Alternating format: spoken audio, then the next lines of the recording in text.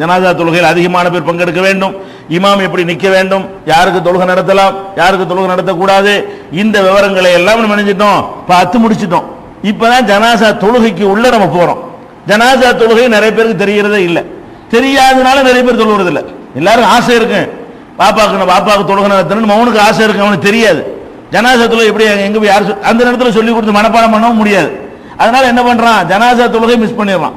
சொந்தக்காரங்கள்லாம் என்ன செய்யல, குறிப்பா பெண்களுக்கு ஜனாசா தொழுகை தெரியுமா, அவங்களுக்கு இல்லைன்னு ஆக்கி வச்சுக்கிட்டோம். அப்ப ஜனாசா தொழுகை எப்படி தொழுகிறங்க விவரமே இனிமே தான் அவங்க தெரிஞ்சுக்கிறங்கிற அளவுல நிலைமை இருக்கிறது. அதுக்காக வேண்டி உன்னிப்பா கவனமாக நீங்கள் தெரிந்து கொள்ள வேண்டும். ஜனாசா தொழுகை என்று சொன்னால் இமாம் நின்றாரா, பின்னாடி அதிகமான மக்களை சேர்க்கிறோமா, நின்றுறோம். இமாம் தலைக்கு நேரவோ வயிற்றுக்கு நேரம் நிற்கிறாரு. நின்ற உடனே ஃபர்ஸ்ட் என்ன பண்ணணும்னு கேட்டா, ஜனாசா தொழுகைக்கு 4 தக்பீர் சொல்லணும் குறைஞ்சபட்சம். 4க்கு கீழே 3 தக்பீர் 2 தக்பீர் சொன்னதாகவெல்லாம் ஆதாரம் கிடைக்கல. ஆனால் 4, 5, 6, 7, 8, 9 வரைக்கும் ஆதாரம் கிடைக்கிறது. அதிகமா ரசூல் ஸல்லல்லாஹு அலைஹி வஸல்லம் சொன்னது 4 தக்பீர் தான். சிலர் விஷயத்தில் 5 தக்பீர் சொல்லியிருக்கிறாங்க, சிலருக்கு 6 தக்பீர் சொல்லியிருக்கிறாங்க. 7, 8, 9 4 to 9 வரைக்கும் ஒவ்வொரு ஜனாசாவுக்கு ஒவ்வொரு விதமான எண்ணிக்கையில தொழுது இருந்தாலும் நபிகள் நாயகம் ஸல்லல்லாஹு அலைஹி வஸல்லம் அவர்கள் மிக அதிகமாகவும் மிக வலிமையான அறிவிப்பாளர்கள் கொண்ட ஹதீஸ்லையும் உள்ளது என்னன்னு கேட்டா, 4க்கு தான் நிறைய ஆதாரங்கள் கிடைக்கிறது. 4 போதும், நம்ம ரொம்ப போட்டு செய்யறோம்னு சொல்லி குழம்ப தேவையில்லை. எது ரொம்ப உறுதியானதாகவும் எது அதிக தரவையும் ரசூல் ஸல்லல்லாஹு அலைஹி வஸல்லம் செய்திருக்கிறார்களோ அதையே நம்ம நடைமுறைக்கு எடுத்துக்கொள்ளலாம். உதாரணமா 5 சொன்னார்கள் என்பதற்கு நீங்கள் பார்க்கிறதா இருந்தால் முஸ்லீம்ல 1589வது ஹதீஸ்ல பார்க்கலாம். ஏன்னா 4க்கு மேல இருக்கா ஒன்னே ஒன்று உதாரணத்துக்கு சொல்லி காட்டுறேன், அப்படிலாம் செஞ்சுக்கலாம். இருந்தாலும் 4 தக்பீர் சொல்ல வேண்டும். அதுக்கு என்ன ஆதாரம், ஒரு ஆதாரத்தை தெரிந்து வைத்துக் கொள்ளுங்கள். சஹீஹுல் புகாரியில 1245வது ஹதீஸ் அதுல இருக்கிறது. நபிகள் நாயகம் ஸல்லல்லாஹு அலைஹி வஸல்லம் அவர்கள் நான் நஜ்ஜாஷிய ஃபில் யௌமில் லதி மாத பிஹி خرج الى المصلى فسب بهم وكبر اربعا. நபிகள் நாயகம் ஸல்லல்லாஹு அலைஹி வஸல்லம் அவர்கள் நஜ்ஜாஷி மன்னர் இறந்த அன்னைக்கு முசல்லாங்கிற அந்த திடலுக்கு போனார்கள். அங்கதான் ஜனாசா தொழுகை நடத்துறதுக்கு மக்கள் எல்லாம் வர சொல்லி போறார்கள். போய் ஃபஸஃப பிஹிம் மக்களை எல்லாம் சஃபாக அணிவகுக்க செய்தார்கள். அணிவகுத்து விட்டு கப்பர அர்பன் 4 தடவை தக்பீர் சொன்னார்கள். ஜனாசா தொழுகை என்றாலேயே 4 தக்பீர் தான். ருக்கு கிடையாது, சைதா கிடையாது, அத்தஹியாத்து கிடையாது, ஒண்ணுமே கிடையாது. நின்ற மணிக்கு நின்று முடிச்சிருந்தா ஜனாசா தொழுகை என்பது. அப்ப ஜனாசா தொழுகைக்கு குறைஞ்சது எவ்வளவு இருக்கு, 4 தக்பீர்னு விளங்கிக்கிறேன். ஒரு மறதியில ஒரு இமாம் 5 தொழுதுட்டான், ஆஹா காடாயிருச்சு நினைச்சிடக்கூடாது. 9 வரைக்கும் போனாலும் பிரச்சனை இல்லை, 4 வரைக்கும் கண்டிப்பா செய்யணும். வழங்குதா, 4க்கு குறைச்சு ரசூல் ஸல்லல்லாஹு அலைஹி வஸல்லம் அவர்கள் ஜனாசாவுக்கு தக்பீர் சொன்னது கிடையாது. ஃபர்ஸ்ட் என்ன செய்யணும், அல்லாஹ் அக்பர் தக்பீர் சொல்லணும். இந்த தக்பீர் சொல்லும் பொழுது ஜனாசா தொழுகைக்காக வேண்டி இப்படி கையை உயர்த்துறோம்ல, பெரும்பாலும் நீங்க பாத்தீங்கன்னா அல்லாஹ் அக்பர் அல்லாஹ் அக்பர் அல்லாஹ் அக்பர் 4க்கு என்ன செய்வாங்க, கைகளை உயர்த்தி தொங்க போடுவார்கள். அதுக்கு எந்த விதமான ஆதாரமும் நமக்கு கிடைக்கவே இல்லை. ஒவ்வொரு தக்பீருக்கும் கையை உயர்த்தணும். கையை உயர்த்துவதற்கு நீங்கள் மற்ற தொழுகைகளுக்கு வருது, என்ன வருது, 4 தடவை ரசூல் ஸல்லல்லாஹு அலைஹி வஸல்லம் கையை உயர்த்துவாங்க. ஃபர்ஸ்ட் தக்பீர் தஹ்ரீமாவுக்கு கையை உயர்த்துவார்கள், ருக்குவுக்காக வேண்டி ஒரு தடவை கையை உயர்த்துவார்கள், ருக்குல எந்திரிச்ச உடனே ஒரு தடவை கையை உயர்த்துவார்கள், 2வது ரக்காத்து முடிச்சு 3க்கு எந்திரிப்பாங்களே அப்படி எந்திரிச்சு அப்போ ஒரு தடவை உசத்துவாங்க. 4 இடம் தான் தொழுகையில கையை உயர்த்துற இடம் என்று இதுக்கு ஏராளமான ஹதீசுகள் இருக்கிறது. சாதா தொழுகைகளுக்கு ருக்கு சஜிதாவெல்லாம் கொண்ட இறைவனுக்கு தொழுகிற தொழுகை இருக்குது, அது இது தொழுகை இல்லை, பேர் தான் ஜனாசா தொழுகை. இது உண்மையில இறந்தவரை நம்ம தொழுகிறோம், அவருக்கு செய்யற துவா, இது துவா தான். ஜனாசா தொழுகை என்பது இறந்தவருக்கு செய்யற துவா தான்.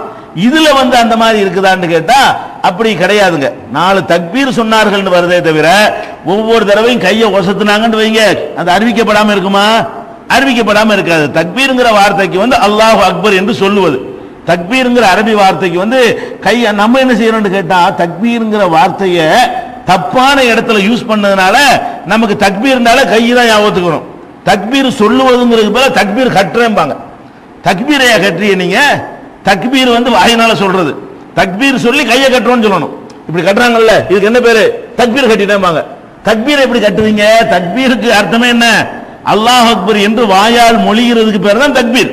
அப்ப தக்பீர் சொல்லி கையை கட்டுவது என்று சொல்றதுக்கு பதிலா நம்ம எப்படி பழகி இருக்கிறோம், தக்பீர் கட்டுறது, தக்பீர் கட்டினேன் அப்படிம்பாங்க. தக்பீரை கட்டவும் முடியாது, தக்பீரை சொல்லத்தான் முடியும்.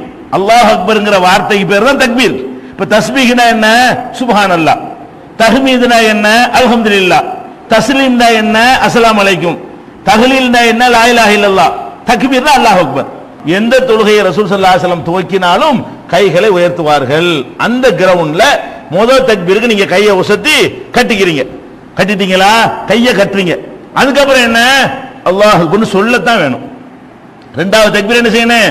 அல்லாஹ் அக்பர்னு சொல்லுங்க. மூணாவது தடவை ஒரு அல்லாஹ் அக்பர்னு சொல்லுங்க.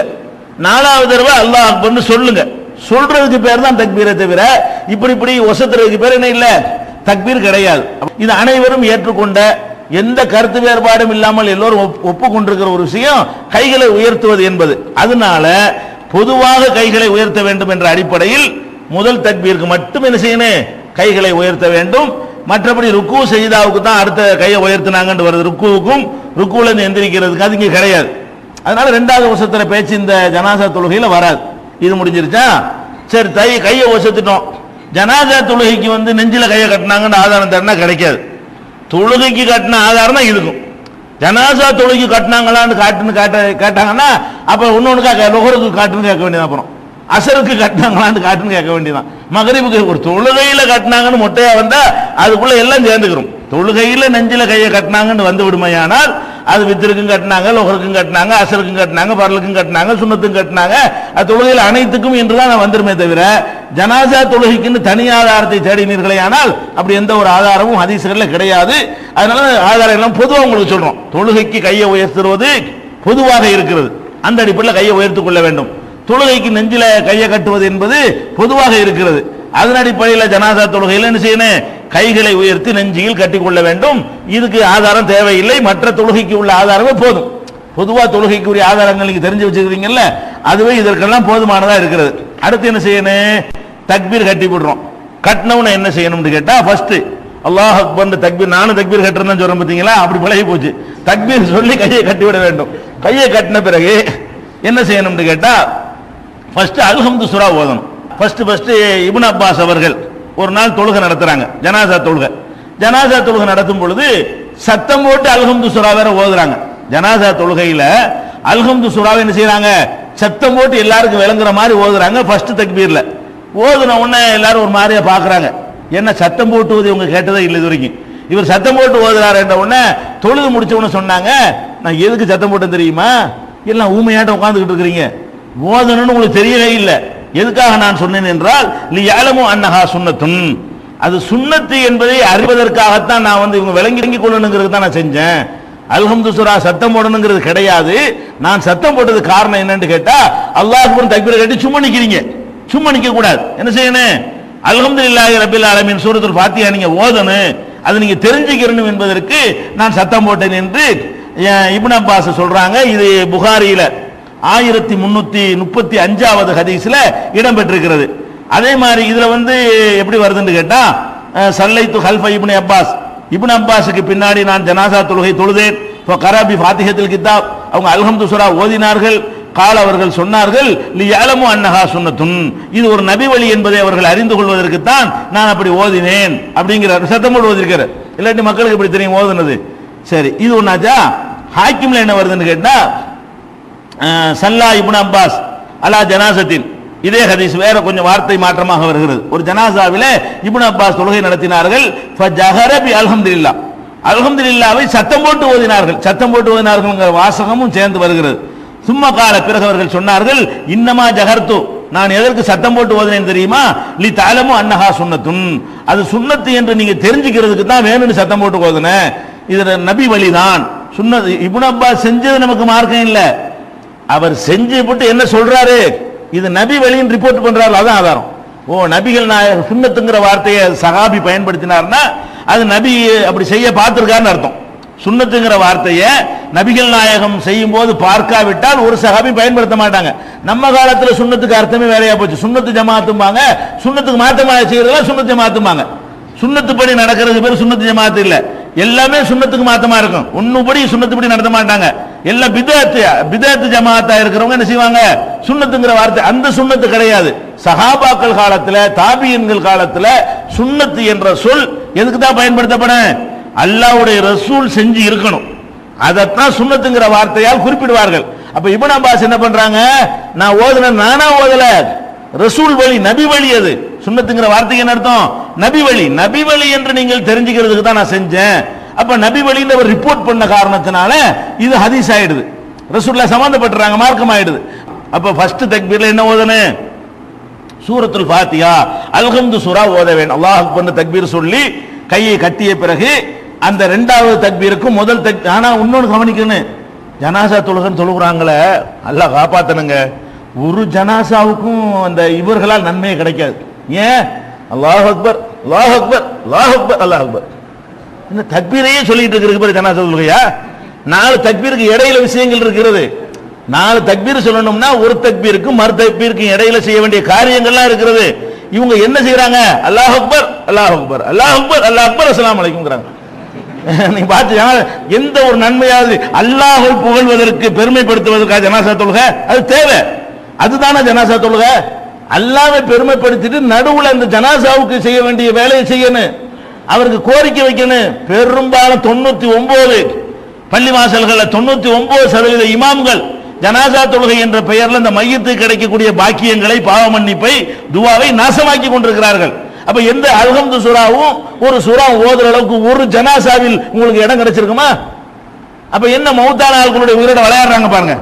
இறந்து இல்லாத பாத்தியா மட்டும் நிறைய ஓதுறாங்க. இது இருக்கிற துவா ஓத மாட்டேங்கிறாங்க. அங்க வாசல்ல வச்சுக்கிட்டு ஒண்ணு, கபர் வாசல்ல ஒண்ணு, பள்ளிவாசல் வாசல்ல ஒண்ணு, அடக்குன்னு தொழுது முடிச்சோன்னு பெரிய துவா ஓதுவாங்க. தொழுகைக்குள்ள ஓதுறது என்னப்பான்னு கேட்டா, அல்லாஹ்வுடைய ரசூல் சொன்னதெல்லாம் விட்டுப்புட்டு தொழுகு முடிச்சுட்டு ஃபாத்திஹான்னு கிட்ட 1/2 மணி நேரம் துவா ஓதுவாரு. ஜனாசாவுல கபரை கொண்டு அடக்கிட்டு ஒரு துவா ஓதுறாரு. எதை ஓதுனே?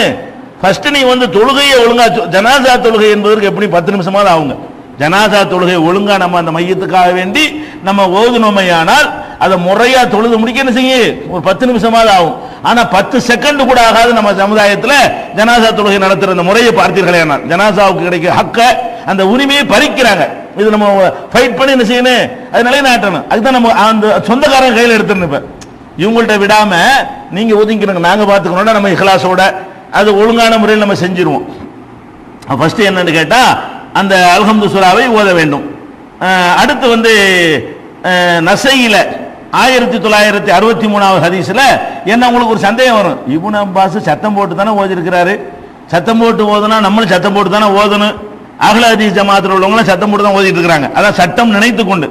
ஆனால் நசையில வரக்கூடிய இதே செய்தியை அபூ உமாமா அவர்கள் அறிவிக்கிறார்கள், அஸ்ஸுன்னத்து பி ஸலாத்தி அலல் ஜனாஸா, ஜனாஸா தொழுகையில சுன்னத்தான முறை என்னவென்றால் ஐ யக்ரா பி தக்பீரத்தில் ஊலா பி உம்முல் குர்ஆன் முஹாவதத்தன், உம்முல் குர்ஆன் என்று சொல்லக்கூடிய அல்ஹம்து சூராவை, உம்முல் குர்ஆன் குர்ஆனுக்கு தாய், குர்ஆனுடைய தாய் என்று பொருள்படுகிற அல்ஹம்து சூராவை ரகசியமா ஓத வேண்டும், சுன்னத்து அப்படின்னு அபூ உமாமா அவர்கள் வந்து ரிப்போர்ட் பண்றாங்க. அதான் சுன்னத்து, அதான் நபி வழி என்று சொல்லக்கூடிய செய்தி நசையில 1963 ஹதீஸ்ல இருக்கிறது. ஃபர்ஸ்ட் என்ன விளைக்கிறேன்னு 4 தக்பீர் சொல்ல வேண்டும்.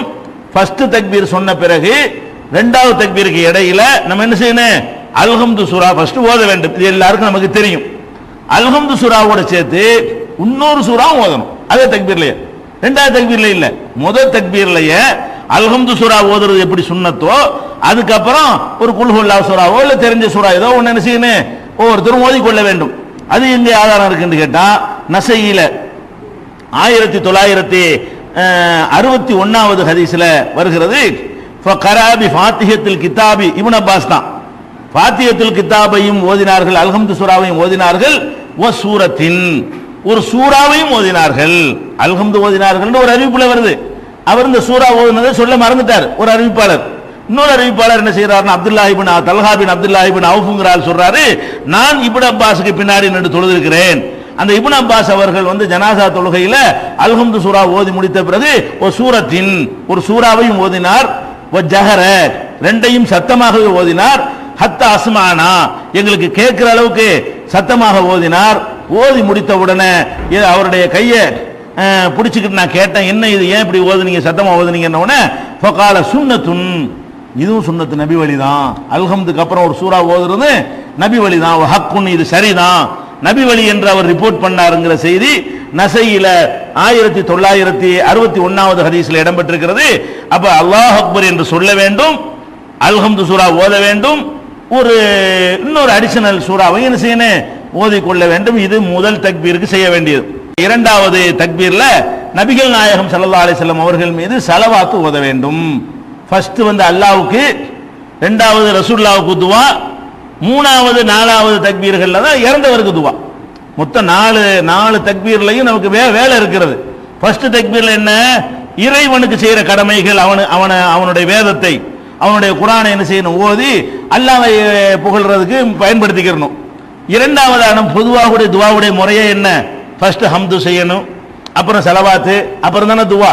ஃபர்ஸ்ட் ஹம்து, அல்லாஹ் புகழ்வதற்காக வேண்டி முதல் தக்பீரை பயன்படுத்திக் கொள்ள வேண்டும். இரண்டாவது தக்பீர்ல என்ன செய்யணும்னு கேட்டா, ரசூல் ஸல்லல்லாஹு அலைஹி வஸல்லம் அவர்களுக்கு ஸலவாத்து சொல்ல வேண்டும். அவ்வளவுதான் ஹதீஸ்ல வருதே தவிர இந்த ஸலவாத்துன்னு குறிப்பிட்டு வரல. ஆனால் நம்ம பொதுவாக தொழுகைக்கு கற்று தந்திருக்கிறாங்கல்ல, அந்த ஸலவாத்தை சொல்லிக் கொள்வதுதான் சிறந்தது. ஸல்லல்லாஹு அலைஹி வஸல்லம் சரிதான், அல்லாஹும்ம ஸல்லி வ ஸல்லிம் ஸலவாத்து தான். ஆனாலும் நபிகள் நாயகம் ஸல்லல்லாஹு அலைஹி வஸல்லம் அவர்கள் தொழுகையில் ஓதுவதற்கு ஒரு ஸலவாத்து கற்று தந்திருக்கிறாங்க. நம்ம அத்தஹியாத்துல ஓதுறோம், அத்தஹியாத்துல ஓதுற அதை இப்ப கியாமுல ஓதணும். அத்தஹியாத்துல ஓதுறோம்ல, நின்றுகிட்டு ஸலவாத்து ஓதக்கூடாது. மற்ற தொழுகையில, ஜனாஸா தொழுகையில நின்ற நிலையில் என்ன செய்யணும்? அத்தஹியாத்து இல்லாத காரணத்தினால அல்லாஹும்ம ஸல்லி அலா முஹம்மதின் வ அலா ஆலி முஹம்மதின் கமா ஸல்லைத அலா இப்ராஹீம வ அலா ஆலி இப்ராஹீம இன்னக ஹமீதுன் மஜீத். அல்லாஹும்ம பாரிக்னு சேர்ந்து தான் ஸலவாத்து. அல்லாஹும்ம பாரிக் அலா முஹம்மதின் வ அலா ஆலி முஹம்மதின் கமா பாரக்த அலா இப்ராஹீம வ அலா ஆலி இப்ராஹீம இன்னக ஹமீதுன் மஜீத். இதை ஓதணும். இது அதிகபட்சம், இது பெருசா இருக்கனால இவ்வளவு டைம் அவர் கொடுக்கணும். தெரியாதவங்க சின்ன ஸலவாத்து ஓதிட்டு போறாங்க, தெரிஞ்சவங்க ஓதுவாங்கல்ல.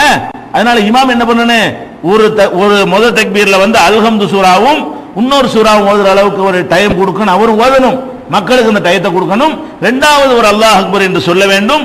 சொல்லிய பிறகு அல்லாஹும்ம ஸல்லி அலா முஹம்மதின்ல இருந்து அல்லாஹும்ம பாரிக் அலா முஹம்மதின் வரைக்கும் இந்த ரெண்டையும் ஓதுவதற்கு எவ்வளவு நேரம் இருக்கிறதோ அந்த நேரத்தை அவர் கொடுக்க வேண்டும். இமாமும் இந்த ஸலவாத் என்ன செய்யணும்? தொழுகைக்கு உள்ள இந்த ஸலவாத்தா இருக்கிறதுனால இது ரெண்டு மூணு வகையான அந்த ஸலவாத் வருது. அத்தஹியாத்துல ஒரு ஸலவாத்துகள், ரெண்டு மூணு வகையான ஸலவாத்துகள் வருது. ஏதாவது ஒண்ணு ஓதிக்கொள்ள வேண்டிய சின்ன சின்ன வார்த்தை மாற்றங்களோட வரும், அதை ஓதிக்கொள்ள வேண்டியது. அதுக்கு என்ன செய்யணும்? மூணாவது நாலாவது தக்பீர்ல எதுவும் ஓதவே கூடாது, வெறும் துவா தான். மூணாவது நாலாவது தக்பீர்ல என்ன செய்யணும்? குர்ஆனோட ஆயத்துகளையோ வேற எதையும் ஓதக்கூடாது. மையத்துக்கு வேண்டிய துவாவை என்ன செய்யணும்? செய்ய வேண்டும். எப்படி வருது? இது சுனனுல் பைஹக்கியுடைய நூல்ல வால்யூம் 4 39ஆம் பக்கத்திலையும், இப்னு ஹிப்பான்ல 7வது வால்யூம்ல 346வது பக்கத்திலையும் இருக்கிறது. அன்ன சுன்னத ஃபி ஸலாத்தி அலல் ஜனாஸதி, ஜனாஸா தொழுகையில சுன்னத்தான முறை என்னவென்று சொன்னால், ஐயு கபீரல் இமாம் ஃபர்ஸ்ட் தக்பீர் சொல்ல வேண்டும். சும்மா யக்ரா பி ஃபாத்திஹத்தில் கிதாப் பாத தக்பீரத்தில் ஊலா சிர்ரன் ஃபீ நஃப்ஸிஹி, மனசுக்குள்ள முதல் தக்பீருக்கு பிறகு அல்ஹம்து சூராவை ஓத வேண்டும். சும்மா யுஸல்லி அலா நபி ஸல்லல்லாஹு அலைஹி வஸல்லம், பிறகு நபிகள் நாயகம் ஸல்லல்லாஹு அலைஹி வஸல்லம் அவர்கள் மீது ஸலவாத் சொல்ல வேண்டும். வ யுஹ்லிசு துஆ லில் ஜனாஸத்தி ஃபி தக்பீராத்தி, மற்ற தக்பீர்கள்ல என்ன மற்ற 2 3 4 7 9 வரைக்கும் இருக்குல்ல, அடுத்து வரக்கூடிய தக்பீர்கள்ல ஜனாசாவுக்காக வேண்டி, இறந்தவருக்காக வேண்டி உள தூய்மையோடு துஆ செய்ய வேண்டும். மூணாவது தக்பீர்லையும் உள தூய்மையோடு துஆ செய்ய வேண்டும், நாலாவது தக்பீர்லையும் உள தூய்மையோடு துஆ செய்ய வேண்டும். இந்த உள தூய்மையோடு துஆ என்கிற வார்த்தை, யுஹ்லிசு துஆங்கிற வார்த்தை ஒரு செய்தியை உங்களுக்கு சொல்கிறது. அந்த துஆ எப்படி வரணும்? உள்ளத்திலிருந்து வர வேண்டும். எவ்வளவுக்கு முடியுமோ அவ்வளவுக்கு நீங்க என்ன செய்யணும்? துஆ செய்ய வேண்டும் என்று அதுல வருகிறது. இந்த மாதிரி வர்ற இடத்தையெல்லாம் நீங்கள் எப்படி புரிந்து கொள்ள வேண்டும் என்று சொன்னால், நமக்கு தெரிஞ்ச ரசூலுல்லாஹ் கற்று தந்த துஆக்கள் சிலது இருக்கிறது. அதையும் சொல்லி முடிச்ச பிறகு இறந்தவர் நம்முடைய சொந்தக்காரராவோ நம்முடைய அப்பா நம்முடைய அம்மாவா இருந்து நம்ம தொழுகை நடத்தணும்னு சொன்னா, நம்மளுக்கு தெரிஞ்ச பாஷையில தொழுகையில நின்று கொண்டு எப்படி அத்தஹியாத்துல நம்ம தாய்மொழியில துஆ ஓதலாமோ, சஜிதாவில் தாய்மொழியில் எப்படி துஆ ஓதி கொள்ளலாமோ அதுக்கு ரசூல் ஸல்லல்லாஹு அலைஹி வஸல்லம் அனுமதிக்கிறாங்கல்ல. இப்போ தொழுகையிலேயே நம்ம அத்தஹியாத்துல ஓத வேண்டிய துஆவெல்லாம் ஓதிட்டு அந்த துஆவை முடிஞ்ச பிறகு நம்ம தமிழ்ல துஆ செஞ்சுக்கலாம். தமிழ்நாட்டுக்காரன் தமிழ்ல துஆ செஞ்சுக்கலாம், உருது பேசணும் உருதுல துஆ செஞ்சுக்கலாம், அவரவர் தாய்மொழியில செஞ்சுக்கலாம். ஏன்? நபிகள் நாயகம் ஸல்லல்லாஹு அலைஹி வஸல்லம் சொன்னார்கள், சும்மல் யதஹய்யர் மினல் மஸ்அலத்தி மா யஷா, அத்தஹியாத்துல அமர்ந்த பிறகு அவன் எதை விரும்பினான் அதையெல்லாம் கேட்கட்டும் அப்படின்னு சொல்றாங்க. அத்தஹியாத்து ஓதி முடிச்ச பிறகு அல்லாஹும்ம இன்னி அஊது பிக்க என்ற துஆவையோ, அல்லாஹும்ம இன்னி லலம்து நஃப்ஸிங்கிற துஆவையோ, எதையாவது ஒரு துஆவை ஓதி முடிச்சுட்டு என்ன செய்யணும்? மேற்கொண்டு டைம் இருந்தால் அல்லது தனியா நம்ம தொழுதா நம்ம என்னென்ன விவரம் அதையில அத்தஹியாத்துல இருந்துகிட்டே கேட்கலாம், தமிழ்ல கேட்கலாம். தமிழ்ல தான் கேட்க ஏனும். நம்ம உள்ளத்துல இருந்து கேட்கறாங்க, தமிழ் பேசுறவங்க தமிழான கேட்கல, அரபு நாட்டுக்கு அரபுல கேட்டு போயிருவான். நம்ம விரும்பினதெல்லாம் கேளுன்னா விரும்பினதை நம்ம எப்படி கேட்போம்? விரும்பினதை கேளுங்கிற அந்த வார்த்தையில நமக்கு என்ன விளங்குது? விரும்பிய மொழியில கேளுங்கிறது அதுக்குள்ள அடங்கி இருக்குது. அப்பதான் விரும்பி இதெல்லாம் கேட்க இயலும். அதே மாதிரி தான் ரசூல் ஸல்லல்லாஹு அலைஹி வஸல்லம் சொல்றாங்க ஜனாஸா தொழுகையில ஓ யுஹ்லிசு துஆ லில் ஜனாஸா, ஜனாஸாவுக்காக துஆவை இக்லாஸோட களப்பற்ற எண்ணத்தோட உள்ள தூய்மையோடு நீங்கள் செய்ய வேண்டும் அடுத்தடுத்த தக்பீர்லங்கறாங்க. அதனால நம்முடைய மொழியில் கூட என்ன செய்யலாம், ஜனாஸாவுக்காக வேண்டி தமிழ்ல கூட நீங்க செஞ்சுக்கிடலாம். ஆனால் ரசூலுல்லாஹ் கற்றுத்தந்த துஆக்கள் சிலது இருக்குல்ல, அதையும் ஓதிட்டு செய்யுங்க. அந்த சுன்னத்தை நம்ம விட்டுறக்கூடாது. இந்த துஆ ஓதி இருக்கிறாங்கன்னு நமக்கு அறிவிக்கப்பட்டிருக்கிறது, அதை சொல்லிவிட்டு செய்யணும். அது என்னென்ன துஆ? இன்னும் சொல்ல போனால் இது எங்க இருக்குன்னா பைஹக்கில சொல்லிட்டேன்னா, அடுத்து இப்னு ஹிப்பான்ல ஒரு செய்தி வருகிறது, இதா ஸல்லைத்தும் அலல் ஜனாஸதி, ஜனாஸாவுக்கு நீங்கள் தொழுகை நடத்தினால் ஃபஅஹ்லிஸு லஹ துஆ, அந்த ஜனாஸாவுக்கான துஆவை உளப்பூர்வமாக நீங்கள் செய்யுங்கள், உள்ளத்திலிருந்து செய்யுங்கள். அப்படி அதுக்கு தான் ரசூல் ஸல்லல்லாஹு அலைஹி வஸல்லம் அவர்கள் ரொம்ப முக்கியத்துவம் கொடுக்கிறார்கள் என்பதை பார்க்கிறோம். அப்ப என்னென்ன துஆவெல்லாம் ஹதீஸ்ல வந்திருக்குது? அதாவது ஃபர்ஸ்ட் அல்ஹம்து சூரா பிளஸ் இன்னொரு சூரா, மறுபடியும் ஒரு அல்லாஹ் அக்பர், அதுக்கப்புறம் அல்லாஹும்ம ஸல்லி அலா முஹம்மதின் ஸலவாத், அதுக்கப்புறம் ஒரு அல்லாஹ் அக்பர், இப்ப துஆ, இன்னொரு அல்லாஹ் அக்பர், இப்ப துஆ. அதுல ரசூல் ஸல்லல்லாஹு அலைஹி வஸல்லம் கற்றுத்தந்த துஆக்களை எல்லாம் ஒரு தக்பீர்ல சொல்லிக்கலாம். அடுத்த தக்பீர்ல நம்ம இஷ்டத்துக்கு செய்யற துஆக்களை நாலாவது தக்பீர்ல நின்று நம்ம தாய்மொழியில கூட செஞ்சு கொள்ளலாம். அல்ல இந்த துஆக்கள்ல 4 துஆ ஆதாரப்பூர்வமான துஆ கிடைக்கிறது. அதுல 2 துஆவை மூணாவது தக்பீருக்கு அப்புறமும் இன்னும் 2 துஆவை நாலாவது தக்பீருக்கு அப்புறமே என்ன செய்யலாம், செய்து கொள்ளலாம். அதுக்கு கணக்கு சொல்லப்படல. துஆ இக்லாஸா செய்யுங்க, அவ்வளவுதான். அடுத்தடுத்த தக்பீர்கள்ல இக்லாஸான முறையில் நீங்கள் அவருக்கு துஆ செய்யுங்கள்னு வந்திருக்கிறது. அந்த துஆ என்ன? அவுஃப் இப்னு மாலிக் அவர்கள் சொல்றாங்க, நபிகள் நாயகம் ஸல்லல்லாஹு அலைஹி வஸல்லம் அவர்கள் ஒரு ஜனாஸாவுக்கு தொழுகை நடத்தினார்கள். நடத்தின உடனே அவங்க ஓதுன துஆவை நான் என்ன செஞ்சேன், மனப்பாடம் பண்ணிக்கிட்டேன். மனப்பாடம் பண்ணிட்டு அவர் சொல்றாரு, அந்த துஆவை கேட்டா அந்த மையத்தை நான் இருக்கலாம்னு ஆசைப்பட்டேன். அவ்வளவு அழகான துஆ. அவர் சொல்றாரு, அந்த மையத்துக்கு எப்படிப்பட்ட துஆ, ரசூலுல்லாஹ் கேட்ட அந்த துஆவை பார்த்த உடனே இந்த மையத்தை நம்ம இருந்திருக்க கூடாதா, நமக்கு ரசூலுல்லாஹ் அந்த துஆ கேட்டிருப்பாங்களே அப்படின்னு ஆசைப்படுற அளவுக்கு அந்த துஆ இருந்துச்சு. அதை நான் கேட்டு மனனம் செய்து வைத்துக் கொண்டேன் அப்படின்னு அவர் அறிவிக்கிறார். அந்த துஆ என்ன? இது சஹீஹ் முஸ்லிம்ல 1600வது ஹதீஸாக பதிவு செய்யப்பட்டிருக்கிறது. அந்த துஆ என்னன்னு கேட்டா, அல்லாஹு மக்ஃபிர் லஹு வர்ஹம்ஹு வஆஃபிஹி வஅஃபு அன்ஹு வஅக்ரிம் நுஸுலஹு வவஸ்ஸி முத்கலஹு வக்ஸில்ஹு பில் மாயி வஸ்ஸல்ஜி வல் பரதி வனக்கிஹி மினல் ஹதாயா கமா நக்கைத ஸௌபல் அபியல மினத் தனசி வஅப்தில்ஹு தாரன் கைரம் மின் தாரிஹி வஅஹ்லன் கைரம் மின் அஹ்லிஹி வஸௌஜன் கைரம் மின் ஸௌஜிஹி வஅத்ஹில்ஹுல் ஜன்னah வஅஈதுஹு மின் அஸாபில் கப்ரி. இதான் அந்த துஆ.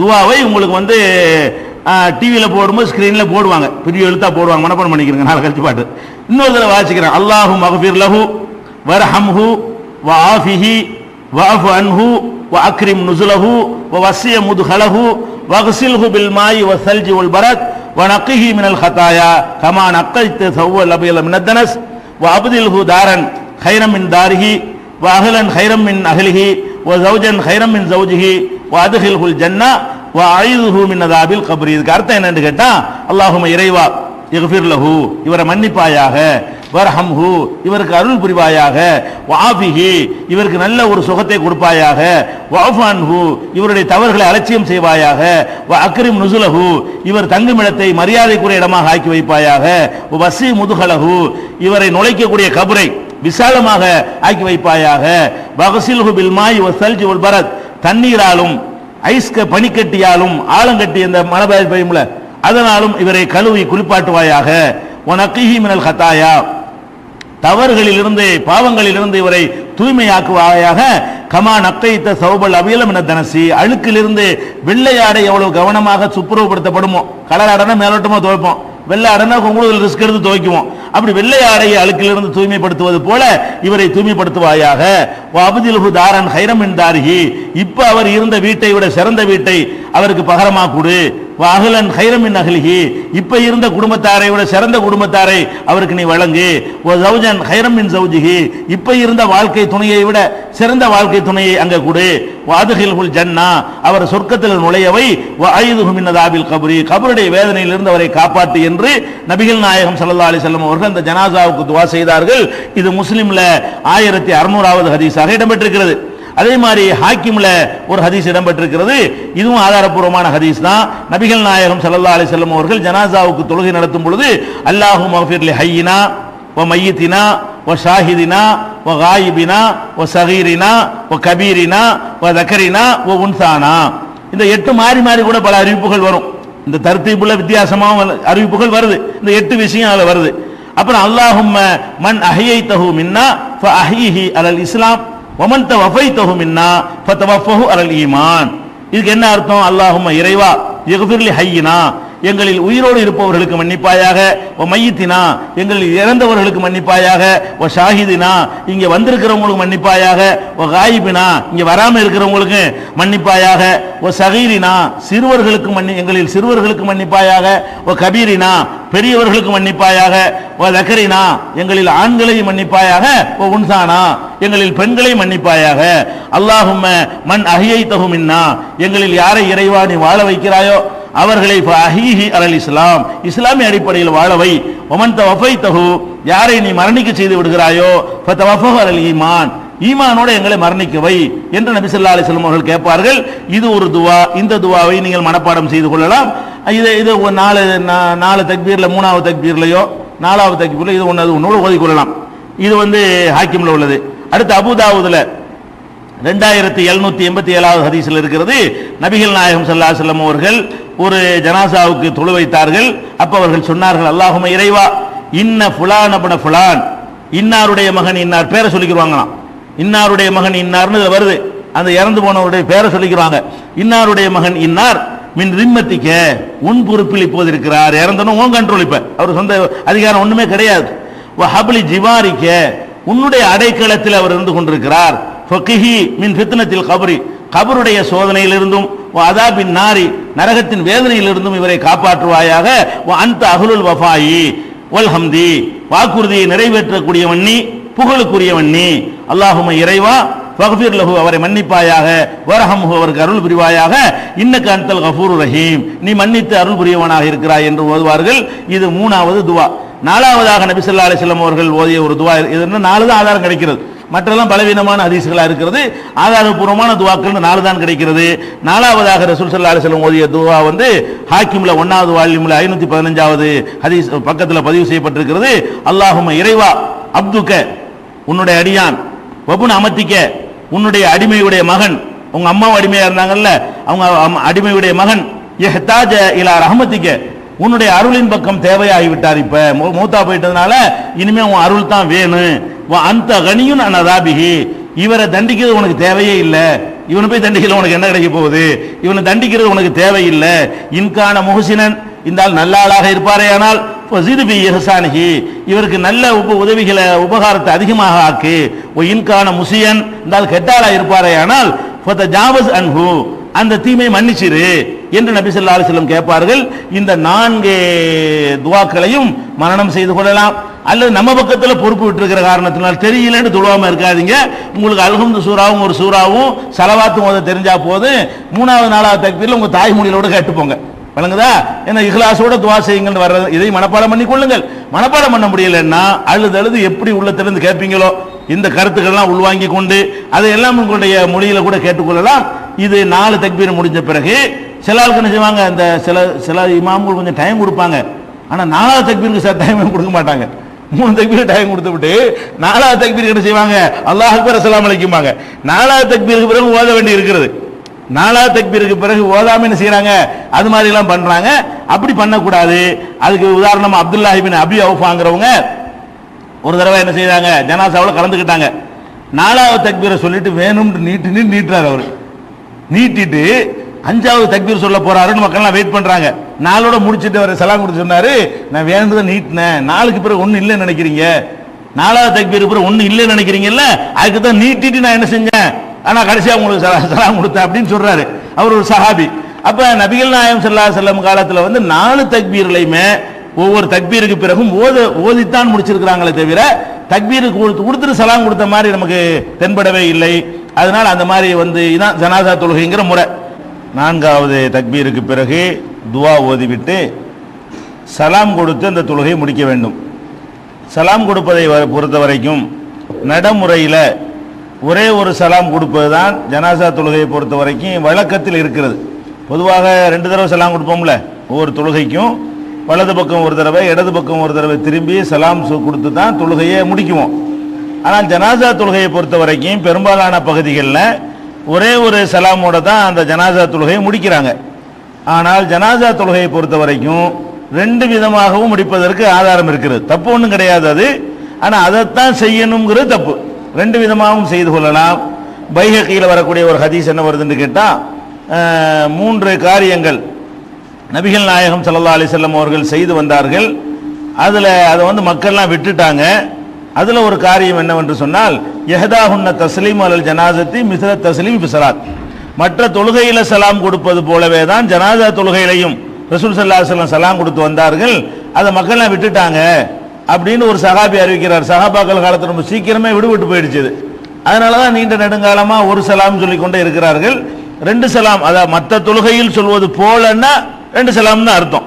மற்ற தொழுகையில போல தான் சலாம் சொல்லிக்கிட்டு இருந்தாங்க, அதை மக்கள் எல்லாம் விட்டு விட்டார்கள்ங்கிற செய்தி பைஹக்கியில் 4வது வால்யூம்ல 43ஆம் பக்கத்தில் பதிவு செய்யப்பட்டிருக்கிறது. அதே மாதிரி இதே ஹதீஸ் தபரானியிலையும் பதிவு செய்யப்பட்டிருப்பதை பார்க்கிறோம். ஆனால் ஒரு தடவை சலாம் கொடுக்கலாமான்னு கேட்டா, நபிகள் நாயகம் ஸல்லல்லாஹு அலைஹி வஸல்லம் அவர்கள் ஒரு ஜனாசாவுக்கு தொழ வைத்தார்கள். இப்போ கப்பர் அலைஹா அர்பான் 4 முறை அதற்கு தக்பீர் சொன்னார்கள். சல்லம தஸ்லீமத்தன், ஒரே ஒரு சலாம் கொடுத்தார்கள் என்று ஹாக்கிம்ல ஆதாரபூர்வமான ஹதீஸ் அபூ ஹுரைரா வழியாக பதிவு செய்யப்பட்டிருக்கிறது. அப்ப ஜனாசா தொழுகையில 4 தக்பீர் சொல்லி முடித்த பிறகு 2 தடவை 2 பக்கமும் திரும்பி சலாம் கொடுத்தாலும் ஓகே, ஒரே ஒரு சலாமோடு நிறுத்தி கொண்டாலும் 2மே சுன்னத்து தான். 2ல எதையும் நம்ம ஆட்சேபனை செய்யக்கூடாது.